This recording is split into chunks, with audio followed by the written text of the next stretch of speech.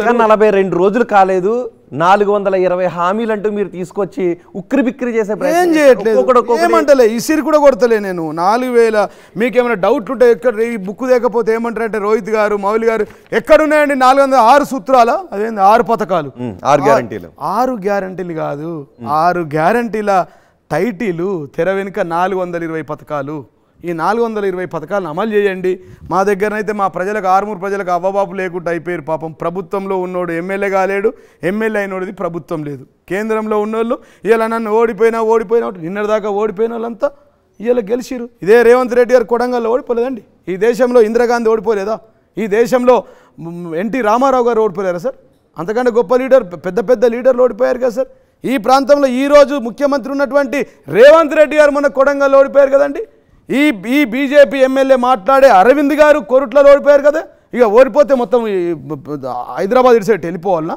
బండి సంజయ్ ఓడిపోలేదండి కిషన్ రెడ్డి గారు కేంద్ర మంత్రి కంటే ముందు ఆయన ఓడిపోలేదండి ఇవాళ ఈటల రాజేందర్ గారు ఓడిపోలేదండి ఇటు పక్క బీజేపీ నాయకులు ఓడిపోలేదా ఏం మాట్లాడతారు కానీ బీఆర్ఎస్ కాంగ్రెస్ వాళ్ళు గెలిచిన వాళ్ళు ఎంత దేశం దేశ బహిష్కృతుల జీవన్ రెడ్డి గారు గెలిపోవడం సహజం కానీ బీఆర్ఎస్ గుర్తుంచుకోండి సార్ గెలుపు ఓటములు మా జీవితంలో స్పీడ్ బ్రేకర్లు మాత్రమే మాకు నేర్పిస్తాయి మాకు రాజకీయ గుణపాఠం నేర్పించారు మేము మార్చుకుంటాం మళ్ళా ప్రజల మనసులను గెలుచుకుంటాం ఇది ఈ ఓటమి ఏం మార్చుకోవాలనుకుంటున్నారు ప్రజలు ఏ విధంగా ఉండమంటే ఆ విధంగా ఉంటాం ప్రజలు కోరుకున్న విధంగా ఉంటాం ప్రజలు ఓట్లు వేసే విధంగా ఉంటాం ప్రజల మనసులు గెలుచుకునే విధంగా ఉంటాం ఇది ఒక స్పీడ్ బ్రేకర్లు మాత్రమే ఈ స్పీడ్ బ్రేకర్ దగ్గర ఇంతవరకు ఓడిపోయాం మళ్ళీ వస్తాం జీవన్ రెడ్డి గారు మీరు ఎన్నికలకు ముందు అంటే గెలుపు ఓటముల సహజం అని అనుకుని ఉండుంటే ఎన్నికలు జరుగుతూ ఉన్నాయి 4వ తారీఖునే క్యాబినెట్ సమావేశాన్ని అనౌన్స్ చేశారు తప్పేమంది అంతేకాదు లో ఎయిమ్ ఇస్ క్రైమ్ అన్నాడు గాంధీ లో ఎయిమ్ ఇస్ క్రైమ్ ఎస్ ఆల్వేస్ అనుకుంటాం మేమే ముఖ్యమంత్రి అనుకున్నాం క్యాబినెట్ అనుకున్నాం ఇంకోటి వాట్ ఈస్ యువర్ అంతేకాదు మూడోసారి ముఖ్యమంత్రి అయిన తర్వాత కాన్వాయ్ కోసం కార్లను విజయవాడలో దాచుకున్నారు ప్రచారాలు కాన్వాయ్లు అవన్నీ తప్పుడండి ఏ ముఖ్యమంత్రి అయితే ఆ ముఖ్యమంత్రి ప్రకారం ఆయనకున్న ఇంటెలిజెన్స్ ప్రకారం ఆయనకున్న శత్రు దాని ప్రకారం వారికి ఉన్న రిపోర్ట్ ప్రకారం వెహికల్స్ ఇస్తారు మాకు no way concern with us that is a concern with the only intelligence people intelligence చూస్తుందండి మా పని ఎందుకు అవుతుంది అది ముఖ్యమంత్రి అయితే ముఖ్యమంత్రికి ఏ కారు ఇవ్వాలా ఏ బుల్లెట్ ప్రూఫ్ ఇవ్వాలా ఏ ఇల్లు ఇవ్వాలా ఏ ప్రాంతంలో ఇవ్వాలా వాళ్ళు నిర్ణయించుకుంటారు ఓకే ఎవరు మాట్లాడనీకి రాకేష్ రెడ్డి ఇవే తప్పుడు ప్రచారాలు రాకేష్ రెడ్డి మాట్లాడిన రెండో బయట మీ గురించి రాకేష్ రెడ్డి ఏం మాట్లాడారో రెండో బయట విందాం ఇక్కడ ఉన్న ఆర్మూర్లో ఒక ప్రాంతంలో నేను 30 ఏళ్ళ వరకు కథలని ఇండస్ట్రీ అంటే వాడు అబ్బస్ సొమ్ము లేకపోతే నిజాం రాజు వారసుని లేకపోతే సిద్దిపేట ద్వారా పెంపుడు కొడుకుని అని రాజకుటుంబం పెంపుడు కొడుకుని అని ఒక విర్రవీగిన ఒక అహంకారికి ఈ ఆర్మూరు ప్రజలు చెంపపెట్టు అంటే ఎలా అంటే ఏ ప్రజలైతే భయపడ్డారో అంటే హత్యలు అరాచకారాలు అహంకారాలు ఇవన్నీ చేస్తూ కూడా వాళ్ళంతా నిరాటంగా సాగించిండు ఆ దమనకాండనంటే దీనికి కారణమైన ప్రజలు వాళ్ళ కడుపుల్లో రగుల్చుకొని ఆ బాధని నేను వచ్చిన రోజు ఒక భయంతో ఉన్న బిడ్డలు ఈరోజు నన్ను నమ్మి నాకు ధైర్యాన్ని నా శక్తికి శక్తిని వారికున్న శక్తిని తారపోసి నన్ను మహాశక్తిని తయారు చేశారు ఇక ఈ రోజు నుంచి ఆర్మూరులో మొట్టమొదటి చెప్పాల్సింది ఏంటంటే ఈ 10 సంవత్సరాలు జరిగిన అన్యాయాలు హత్యలు కావచ్చు ఈ కబ్జాలు కావచ్చు ఈ కమిషన్లు కావచ్చు ఈ మీ మీడియా మిత్రుల ద్వారా చెప్తున్నా ఇక ఆర్మూరులో మాత్రం ఒక్క రౌడీ ఉండకూడదు వారం రోజులలో గంజాయి అనేది కళ్ళకు కనబడకూడదు పోలీసు మిత్రులకు చెప్తున్నా ఎక్సైజ్ డిపార్ట్మెంట్ చెప్తున్నా రైట్ ఎన్ని హత్యలు చేశారు జగన్ రెడ్డి గారు ఇక్కడ హత్యలు చేస్తుంటారా అండి హత్యలు చేసే వాళ్ళు ఉంటారా ఎఫ్ఐఆర్లు ఉన్నాయా పోటీకి అనర్హులు కదండి హత్యలు చేస్తే మీ ఎమ్మెల్యే అంటున్నాడు నేను చెప్తాను ఇప్పుడు మేమేమంటున్నాడు వాడు ఒక నేర చరిత్రుడు ఒక అరాచక శక్తి ఒక విద్వాంసకుడు ఒక డ్రగ్గిస్ట్ ఒక మర్డర్ సొంత భార్య సూసైడ్ చేసుకున్నదండి ఎంత షాడిస్ట్ అయితే భార్య సూసైడ్ చేసుకుంటుందండి చెప్పు మా అంకాపూర్లో పుట్టిన అష్టదరిద్రుడు మా తులసివనంలో ఒక ఎర్రచందన మొక్కవాడు మా అంకాపూర్ ఒక ఆదర్శ గ్రామం ఈ దేశానికి ఆ ఆదర్శ గ్రామంలో ఆ తులసివనంలో పుట్టిన ఒక ఎర్రచందనం మొక్క ఒక గంజాయి మొక్క ఒక పుష్ప 2 ఒక కేజీఎఫ్ వాడు కిడ్నీలు అమ్ముకున్న రాకేష్ రెడ్డి వాడు కిడ్నీలు అమ్ముకున్నాడు అండి కిడ్నీలు అమ్ముకున్నాడు ₹1 కార్పొరేట్ వైద్యం అవుతుందా ప్రసాద్ అన్న మన ఇంట్లో ఉన్నారు పని చేయమని చెప్పి ₹1 కార్పొరేట్ వైద్యం మీ కాళ్ళ కిందకి దూరిపోతుంది ₹1 కార్పొరేట్ వైద్యం అవుతుందా నీ ఊరు నుంచి ఈ ఆర్టీవీ నుంచి హాస్పిటల్ కోనికే ₹200 కావాలా కార్ ఛార్జ్ ₹1 కార్పొరేట్ వైద్యం ఎట్లా ఇస్తాడు నేను ఎట్లా వెళ్ళాలా నేను కార్పొరేట్ వైద్యం కావాలి నాకు ₹1 ఎట్లా ఇస్తాడు వాడు నువ్వు ఆలోచించు వాడు చదువుకోనోడు చెప్పి వినండి సార్. మీరు అంటే మీరు ఏం మాట్లాడతాం సార్ చెప్పండి. ఇక ఒక రౌడీ రాకేష్ ఆయన మాటలు చూస్తూ ఉన్నారు కదా. 119 మంది ఎమ్మెల్యేలు గెలిచారు కదండి. 119 మంది ఎమ్మెల్యేలు ఎవరైనా ఇట్లా మాట్లాడుతూ ఉన్నారా? 100% డ్రగ్గిస్ట్, కొకైన్ హ్యాబిటెట్. మనం చూడండి, మీరు అబ్నార్మల్ మాట్లాడతారు. మీరు చూడండి, పొద్దున పోయి 6 గంటలకు ఆర్టీ వాళ్ళు మీరు మైక్ పెట్టండి, మా చెల్లెని పంపించండి. సాయంత్రం మీరు మాట్లాడండి, రోహిత్ రెడ్డికి ఇంటర్వ్యూ రమ్మని చెప్పి. ఇంటర్వ్యూకి వచ్చే మాటలు పొద్దున ఉండే మాటలు సేమ్ ఉండయి, అబ్నార్మల్గా ఉంటాయి. గంజాయి ఏ రేసుడు కాదు, గంజాయి తాగేటోడే వాడు. అసలు గంజాయిని పంపించిందే వాడు ఆర్మూర్కి. దావుద్ ఇబ్రాహిం దగ్గర దొంగ బంగారం ఎత్తుకొని వచ్చి ఆర్మూర్కి వస్తే నెల రోజులు తిష్ట వేశారండి.